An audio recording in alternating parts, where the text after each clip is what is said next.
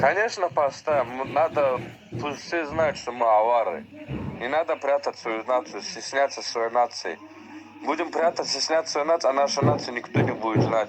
Пусть все будут называть, это горцы, дагестанцы, все.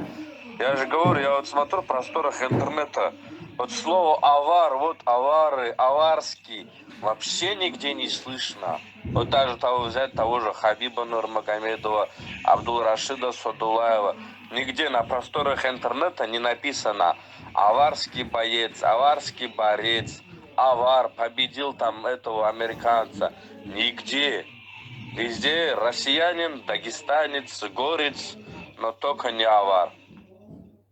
Или там напишут сумадинец. Все. Где-то там мельком. Все. Где нашу нацию разделяют, либо в общак превращают. То есть дагестанец, горец, маурулалец, либо сумадинец. Все. Но только не авар.